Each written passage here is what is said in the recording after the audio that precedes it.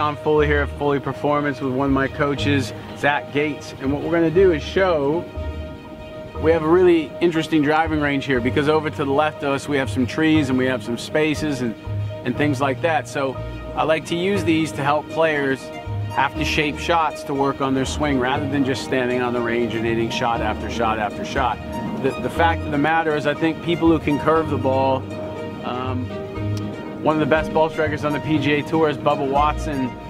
Tiger Woods has always been one of the best ever. And what those guys are very good at do is getting in and out of trouble, but also the creativity that they learn from shots like this, they use on the golf course. So a lot of times certain players can't go to right pins or left pins because they don't really have that shot. So being able to practice this way and learning the different ways to curve the ball, over time will give you more advantage to make more birdies going at pins that you typically can't go at. So what Zach's gonna do here first is what I want Zach to do is I want him to hit it in between these two trees, and I want to see it be a low draw and finish back in line with the tree.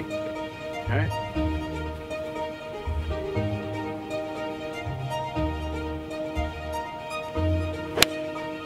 Okay, so that was a little bit on the higher side, but it was exactly what we wanted with the shape. Now, is there anything that you do different? Do you take like a totally different swing to do that, or do you change your setup more so? No, I just changed my setup lines and then maybe move the ball back, trying to get it flighted down. Okay, so set up for me how you would do that. Normal or the draw? With the low draw. Okay, so back in the stance is going to ensure that it impacts that there's less loft, so that's part of lower. Second, the ball's back in the stance, so he's going to be hitting it earlier from the inside. That's path to the left in his case for a right-handed golfer, path to the right.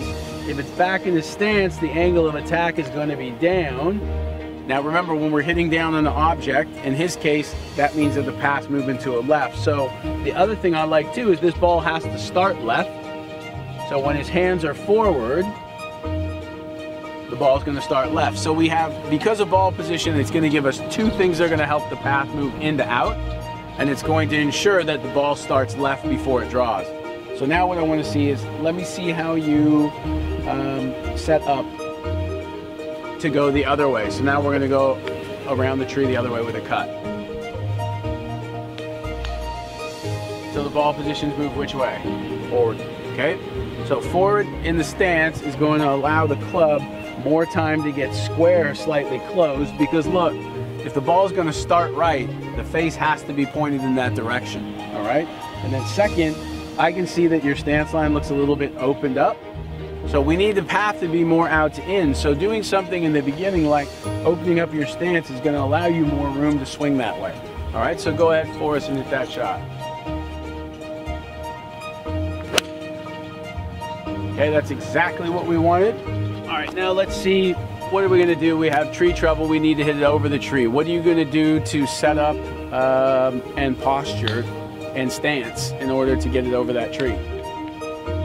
I'm gonna stand normal, and I'm gonna have the ball position just a little more up. Okay, so if I have it more up, one, it's gonna allow it to square, and two, the more up it is, the more I ensure that I have enough loft on it. All right, so let's see you do that.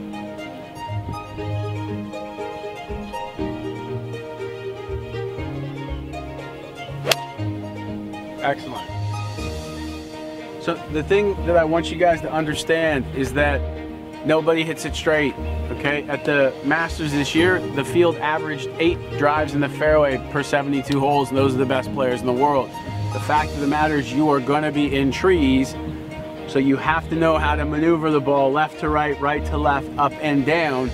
But in doing so, because you're working on variability and you're working on different shot shapes, you're going to be improving your ability to hit the golf ball better each and every single day. Whenever you add variability to your practice, what you start to do is you start to grow and evolve more in the brain, so the brain's able to adapt to those skills. So when you go play golf, if you don't have something like this on your driving range, play 18 holes where you on purpose hit it into the trees to give yourself opportunity to see what you can and can't do. Because what I see at junior tournaments a lot is we end up with a kid who misses 2 fairways, he's in the trees, then he tries to cut it through the small hole down in the distance, makes a triple bogey. So what the trees will teach you as well when you practice and you play in them is what you can and can't do. And sometimes you've made a mistake off the tee, the only key is to get it back in play, and you'll be penalized with a bogey but not a double or a triple.